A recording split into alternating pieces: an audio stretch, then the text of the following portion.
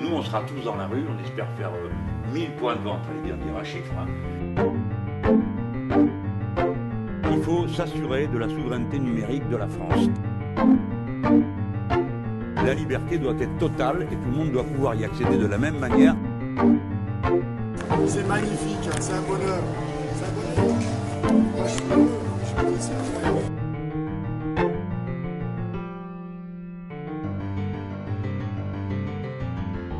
Il faut sortir du nucléaire, c'est ma thèse. C'est trop dangereux, c'est devenu trop dangereux. Il faut donc 25 ans pour y arriver. Il faut donc planifier la relève énergétique parce qu'on ne peut pas arrêter de produire et sans se poser la question de savoir par quoi on remplace. Donc, il faut 100% renouvelable. Il faut garantir la transition pour tous les emplois du nucléaire vers le non-nucléaire. Donc c'est un plan global qu'il faut avoir. Si nous faisons la transition comme je le propose, il n'y aura pas un poste de travail perdu. Il nous faut une assemblée constituante qui change la règle du jeu politique de fond en comble et qu'elle soit composée de gens qui n'ont jamais été élus auparavant. Et que le peuple garde en permanence la possibilité de révoquer ses élus. Ça va mal tourner si on laisse les choses en l'état.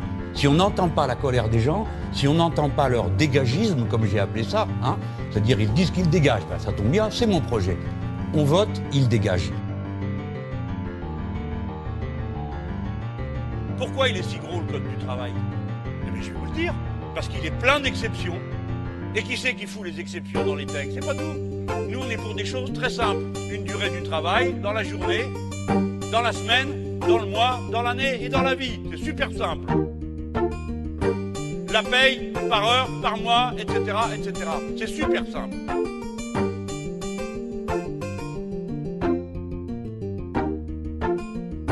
Il faut donc que je trouve 16 milliards, sans compter la baisse du prix du médicament, pour amener à 100% payé par la sécurité sociale.